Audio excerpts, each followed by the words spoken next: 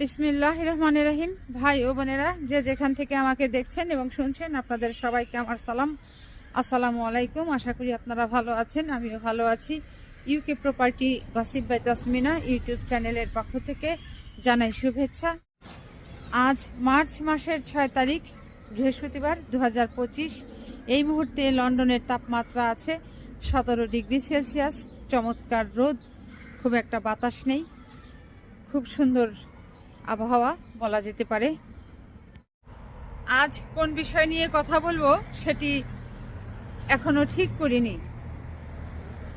কারণ হলো 24 ঘন্টায় আমি মাত্র ভিডিও দেই একটি, আর এই ভিডিওগুলো দেবার সময় চিন্তা করি যে কোন বিষয়ের ওপর আজ কথা বলা যেতে পারে। অনেক সময় দেখা যায় যে সেই বিষয়গুলো নিয়ে কিছু স্টাডি করতে হয়, তো যে কারণে গুগলে সার্চ দেই। গুগলে সার্চ দিয়ে প্রথমে ঢুকে পড়ি বিবিসি নিউজে। তো গুগলে সার্চ দিয়ে যারা বিবিসি নিউজ পড়েন, দেখেন যে সেখানে ওই বিবিসি ইউকে নিউজ থাকে। অর্থাৎ আপনি কি হোল ইউনাইটেড কিংডমের উপরে নিউজ পড়তে চাচ্ছেন কিনা কিংবা দেখতে চাচ্ছেন কিনা, অর্থাৎ ইংল্যান্ড, ওয়েলস, স্কটল্যান্ড এবং নর্দার্ন আয়ারল্যান্ড। তো আমি নর্মালি যেটা করি যে ইংল্যান্ডের যে খবরটা আছে এটা দেখি।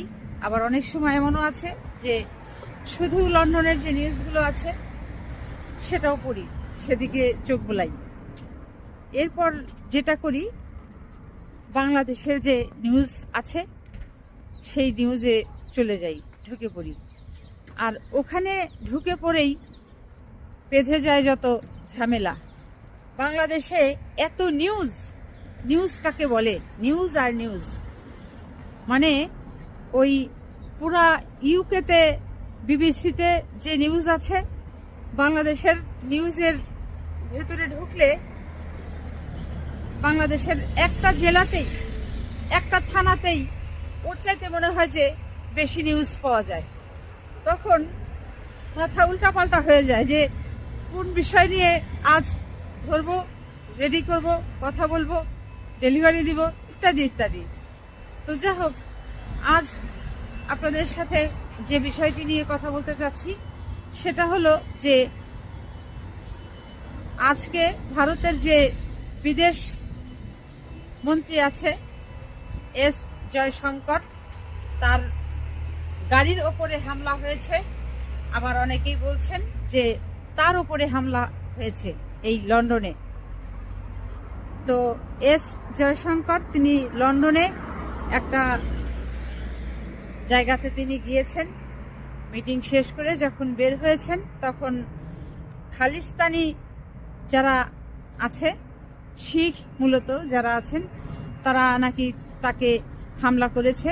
এবং ভারত দেখি এটিও ঢালাও করে প্রচার করছে যে লন্ডন পুলিশ নাকি ওই খালিস্তানিদেরকে ফিরায়নি।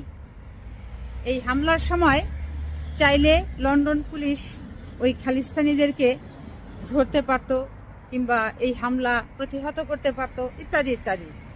তার মানে ব্রিটিশ পুলিশকে ব্লেম দিয়ে ভারতের মিডিয়াগুলো ঢালাওভাবে এই সমস্ত কথাবার্তা প্রচার করছে।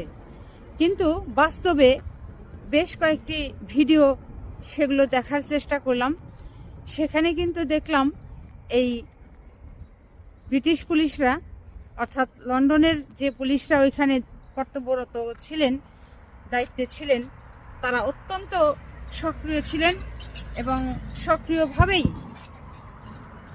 ওখানে যে গণ্ডগোলের সৃষ্টি হয়েছিল, তৈরি হয়েছিল, সেগুলোকে তারা সামাল দিতে চেষ্টা করছিলেন এবং কন্ট্রোলও করেছেন বটে।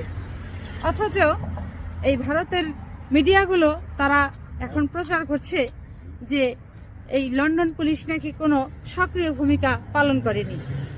মানে তারা কিভাবে একেবারে চোখের সামনে টাটকা মিথ্যা কথা বলে এই আজকের এই জয়শঙ্করের উপরের যে হামলার উপর, হামলাকে কেন্দ্র করে, হামলাকে ভিত্তি করে তারা মিডিয়া যেগুলো প্রকাশ করছে, এটি সেটি প্রমাণ পায়, মানে তারা তিলকে তাল বানিয়ে ফেলে, এরকম একটা অবস্থা। ওদিকে ওই যে দেখেন, ভারতের যে একটি টেলিভিশন চ্যানেল আছে যেটার নাম রিপাবলিক বাংলা টেলিভিশন চ্যানেল আছে, আর সেই চ্যানেলের যে তথাকথিত সাংবাদিক ময়ূখ রঞ্জন ঘোষ, এখন হয়তো আপাতত তিনি বাংলাদেশের বদনাম গাওয়া বাদ দিয়ে এখন আবার লাগবে এই ব্রিটিশ পুলিশের পেছনে, হয়তো তার চ্যানেলে নেচে গিয়ে লাফালাফি করে তারপর শুয়ে উঠে বসে ওই টেলিভিশন চ্যানেলের মঞ্চে নানান অঙ্গভঙ্গি করে এখন এটি হয়তো তিনি আর কদিন আগামীতে গাবেন। আপাতত হয়তো বাংলাদেশ কিছু দিনের জন্য হলেও ছুটি পাবে। এই ভিডিওতে আপনারা একটু খেয়াল করলে দেখতে পাবেন যে লন্ডনে ভারতের বিদেশমন্ত্রী এস জয়শঙ্করের ওপর হামলা ঠেকাতে লন্ডন পুলিশ কতটা তৎপর, অথচ তারা এখন দোষ চাপাচ্ছে যে লন্ডন পুলিশ নাকি তৎপর ছিল না। এই ব্যক্তি হচ্ছেন ভারতের বিদেশমন্ত্রী এস জয়শঙ্কর। লন্ডনে চ্যাথাম হাউসে থিঙ্ক ট্যাঙ্কের একটি অনুষ্ঠানে জয়শঙ্কর অংশগ্রহণ করেছিলেন। সেই অনুষ্ঠান শেষে তিনি যখন ফিরছিলেন তখন গাড়ি থেকে নামার সময় তার উপরে হামলার চেষ্টা করা হয়, তাকে হেনস্থা করা হয়। এই ভিডিওতে দেখা যাচ্ছে জয়শঙ্করের গাড়ির দিকে ছুটে যাচ্ছে এক ব্যক্তি।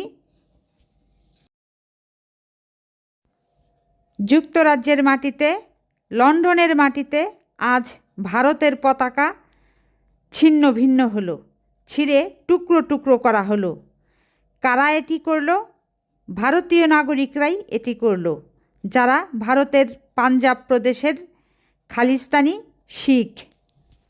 তো ভারত আপনার নিজের ঘরেই তো বিশৃঙ্খলা, আপনি নিজের ঘরে বিশৃঙ্খলা নিজে আগে দমন করেন, নিজের ঘরের পরিবেশকে আগে নিজে শান্ত করার চেষ্টা করেন, এরপর অন্য দেশের রাজনৈতিক ব্যাপারে নাক গলাতে চেষ্টা করেন।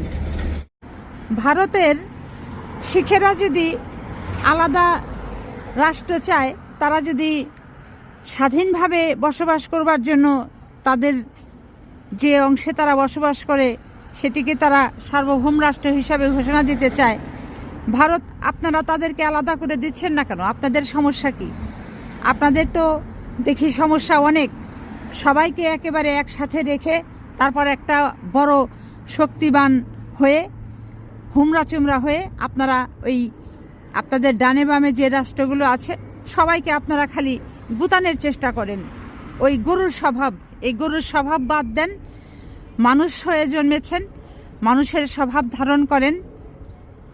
বাংলাদেশ ভারতের পার্শ্ববর্তী দেশ, আর এই ভারত কিছু হলেই বাংলাদেশের ওপর শুধু ওই ব্লেমিং যে গেমটা আছে সেটি খেলে। তো এবার যেহেতু এই খালিস্তানিরা যুক্তরাজ্যের মাটিতে, তাদের ভারতের ওই বিদেশ মন্ত্রী তিনি একজন ভারতীয় কূটনীতিক, সেই সাথে রাজনীতিবিদ, তার উপরে যেহেতু হামলা হয়েছে, তার গাড়ির উপরে হামলা হয়েছে এবং দোষারোপ করা হচ্ছে ব্রিটিশ পুলিশ নাকি শেল্টার দেয়নি। তো এই খেলা আবার কিভাবে কোন দিক দিয়ে মোড় নেয় সেটি এখন দেখার পালা। ভারতের দাদা বাবুরা এবার বুঝলেন তো যে এই যুক্তরাজ্যের মাটিতে আপনাদেরই একটা অংশ, এই খালিস্তানি সমর্থক যারা আছে, শিখ যারা আছেন, তারা কিভাবে আপনাদেরকে দাঁত ভাঙলো, আপনাদের জাতীয় পতাকাকে তারা দুমড়ে মুচড়ে ছিঁড়ে টুকরো টুকরো করলো। এবার তো বুঝতে পারলেন যে আপনাদের শক্তির উপরেও শক্তি আছে এবং সেই শক্তিটা আপনাদের ভেতরেই থেকে তারা জন্ম হয়েছে, সৃষ্টি হয়েছে। তাদেরকে আপনারা এখন নিয়ন্ত্রণ করতে পারছেন না, নিয়ন্ত্রণের বাহিরে চলে গেছে। কাজেই আপনারা কতটা দুর্বল এখন নিজেরা বুঝেন। কাজেই অন্যদের উপরে আপনারা আর লজ্জা শরম থাকলে শক্তি খাটাতে আসবেন না। তো আজ এখানেই শেষ করব। সবাই ভালো থাকবেন, সুস্থ থাকবেন এবং আমার জন্য দোয়া করবেন। আমার এই চ্যানেলটিতে লাইক, কমেন্ট, শেয়ার এবং সাবস্ক্রাইব করবেন। আসসালামু আলাইকুম, আল্লাহ হাফেজ।